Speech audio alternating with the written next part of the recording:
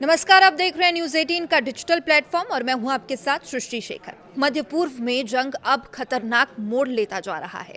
America, Israel और Iran के बीच चल रहे युद्ध का आज 25वां दिन है और हमले अब सीधे ऊर्जा ठिकानों तक पहुंच गए हैं। ईरान ने इस्फहान और खुर्रम शहर में गैस प्लांट और पावर इंफ्रास्ट्रक्चर पर हमले की खबर है।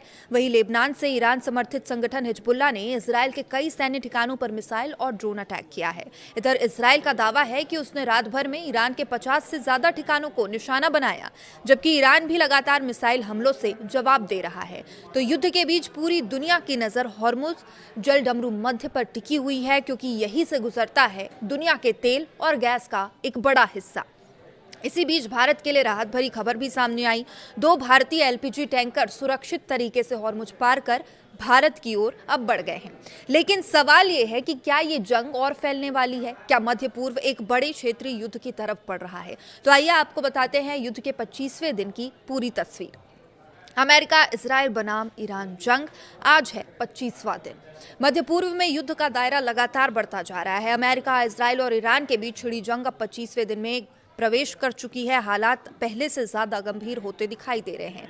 मंगलवार को ईरान के कई ऊर्जा ठिकानों पर हमले की बड़ी खबर सामने आई। लेबनान में ईरान समर्थित संगठन हिजबुल्लाह ने भी इजराइल पर मिसाइल और ड्रोन हमले किए।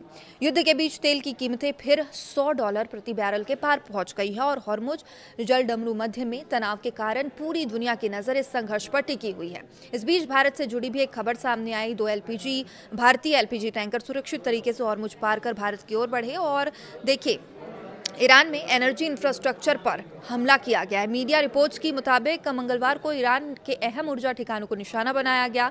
ईरान के इस्फहान शहर में gas management station, gas pressure control station पर हमला हुआ और इसके अलावा दक्षिणी पश्चिमी शहर खुर्रम शहर में पावर प्लांट की गैस पाइपलाइन को भी निशाना बनाया।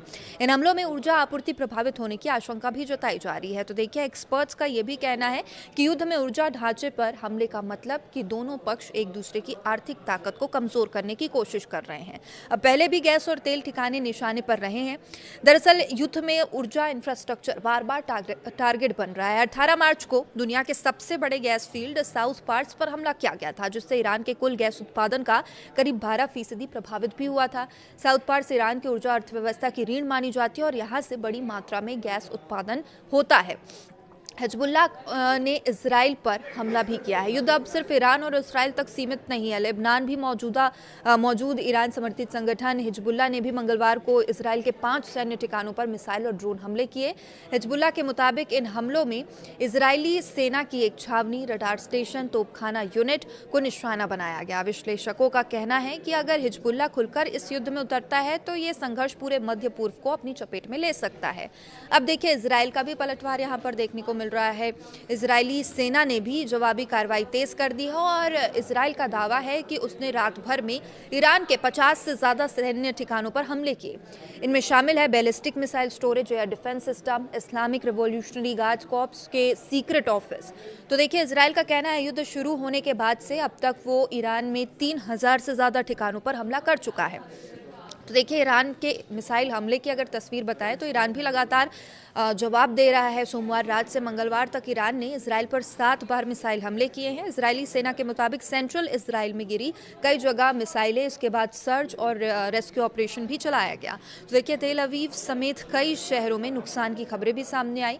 ईरान में 466 लोग गिरफ्तार किए गए। युद्ध के बीच ईरान ने अंदर भी सख्ती बढ़ा दी है और ईरान की सुरक्षा एजेंसियों ने 446 लोगों को गिरफ्तार किया है। इन पर आरोप है कि उन्होंने सोशल मीडिया के जरिए अफवाहें फैलाकर देश में डर और अस्थिरता पैदा करने की कोशिश की। ईरानी पुलिस का कहना है ये लोग दुश्मन के पक्ष में माहौल बनाने और देश की मानसिक सुरक्षा को कमजोर करने की कोशिश कर रहे हैं। तो देखिए, भारत के लिए इस बीच राहत भरी खबर ये रही कि यहाँ पर 2 एलपीजी जो टैंकर है, जगवसंत और पाइन गैस, सुरक्षित तरीके से हॉर्मुज जलडमरू मध्य पार कर चुके हैं। इन जहाज़ों में कुल 92,612 मीट्रिक टन एलपीजी है और इन पर 60 भारतीय नाविक भी सवार हैं। दोनों जहाज 26 से 28 मार्च के बीच भारत के बंदरगाहों तक पहुंच सकते हैं। तो देखिए, स्ट्रेट ऑफ हॉर्मुज दुनिया के सबसे अहम ऊर्जा मार्गों में से एक है, जहां पे लगभग 20% वैश्विक तेल और गैस की सप्लाई गुजरती है। तो देखिए, युद्ध के चलते वैश्विक तेल बाजार भी प्रभावित हुआ है। तेल की कीमतें एक बार फिर से $100 प्रति बैरल के पार पहुंच गई है। विशेषज्ञों का कहना है अगर हॉर्मुज जलडमरू मध्य में तनाव बढ़ा या शिपिंग प्रभावित हुई तो तेल की कीमतें $150 प्रति बैरल तक पहुंच सकती है। इसका असर दुनिया भर की इकोनॉमी और ईंधन कीमतों पर पड़ सकता है। ट्रंप के दावे के बाद भी विवाद यहां पर देखने को मिला है। अमेरिकी राष्ट्रपति डोनाल्ड ट्रंप लगातार दावा कर रहे हैं कि ईरान के साथ बातचीत चल रही है, युद्ध खत्म करने की कोशिश की जा रही है, लेकिन इस बीच ईरान ने दावे को सिरे से खारिज कर दिया। रिपोर्ट्स की माने तो अमेरिका जिसे बड़े नेता से बातचीत की बात कर रहा है वो ईरान की संसद के अध्यक्ष मोहम्मद बघेर गालिबाज हो सकते हैं। हालांकि गालिबाज ने साफ कहा है कि अमेरिका के साथ अभी तक कोई बातचीत ही नहीं हुई है। इजराइल का सख्त रुख इस बीच सामने आया। रक्षा मंत्री ने साफ कहा कि हमले फिलहाल रुकने वाले नहीं हैं। उनका कहना है ईरान के अंदर अभी हजारों टारगेट बाकी है, ये युद्ध कई हफ्तों तक चल सकता है। तो देखिए, कुल मिलाकर मध्य पूर्व में हालात बेहद संवेदनशील बने हुए हैं। एक तरफ अमेरिका बातचीत की बात कर रहा है, दूसरी तरफ इजराइल हमले तेज करने के संकेत दे रहा है। ईरान भी लगातार मिसाइल और ड्रोन हमलों से जवाब दे रहा है। तो देखिए, ऐसे में सवाल ये है कि क्या ये संघर्ष जल्द थमेगा या पूरी मध्य पूर्व एक बड़े युद्ध की ओर बढ़ गई है। फिलहाल पूरी दुनिया की नजरें इसी पर टिकी हुई है। न्यूज़ 18 भी लगातार आप तक अपडेट्स पहुंचा रहा है। देखते रहिए न्यूज़ 18। नमस्कार। तो देखिए, भारत के लिए इस बीच राहत भरी खबर ये रही कि यहाँ पर 2 एलपीजी जो टैंकर है जगवसंत और पाइन गैस सुरक्षित तरीके से हॉर्मुज जलडमरू मध्य पार कर चुके हैं। इन जहाज़ों में कुल 92,612 मीट्रिक टन एलपीजी है और इन पर 60 भारतीय नाविक भी सवार हैं। दोनों जहाज 26 से 28 मार्च के बीच भारत के बंदरगाहों तक पहुंच सकते हैं। तो देखिए, स्ट्रेट ऑफ हॉर्मुज दुनिया के सबसे अहम ऊर्जा मार्गों में से एक है, जहाँ पे लगभग 20% वैश्विक तेल और गैस की सप्लाई गुजरती है। तो देखिए, युद्ध के चलते वैश्विक तेल बाजार भी प्रभावित हुआ है। तेल की कीमतें एक बार फिर से $100 प्रति बैरल के पार पहुंच गई है।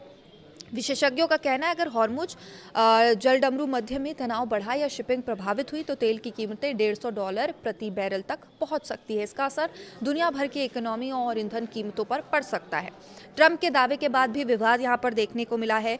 अमेरिकी राष्ट्रपति डोनाल्ड ट्रंप लगातार दावा कर रहे हैं कि ईरान के साथ बातचीत चल रही है, युद्ध खत्म करने की कोशिश की जा रही है, लेकिन इस बीच ईरान ने दावे को सिरे से खारिज कर दिया। रिपोर्ट्स की माने तो अमेरिका जिसे बड़े नेता से बातचीत की बात कर रहा है वो ईरान की संसद के अध्यक्ष मोहम्मद बघेर गालिबाज हो सकते हैं। हालांकि गालिबाज ने साफ कहा है कि अमेरिका के साथ अभी तक कोई बातचीत ही नहीं हुई है। इजराइल का सख्त रुख इस बीच सामने आया। रक्षा मंत्री ने साफ कहा कि हमले फिलहाल रुकने वाले नहीं हैं। उनका कहना है ईरान के अंदर अभी हजारों टारगेट बाकी है, ये युद्ध कई हफ्तों तक चल सकता है। तो देखिए, कुल मिलाकर मध्य पूर्व में हालात बेहद संवेदनशील बने हुए हैं। एक तरफ अमेरिका बातचीत की बात कर रहा है, दूसरी तरफ इजराइल हमले तेज करने के संकेत दे रहा है। ईरान भी लगातार मिसाइल और ड्रोन हमलों से जवाब दे रहा है। तो देखिए, ऐसे में सवाल ये है कि क्या ये संघर्ष जल्द थमेगा या पूरी मध्य पूर्व एक बड़े युद्ध की ओर बढ़ गई है।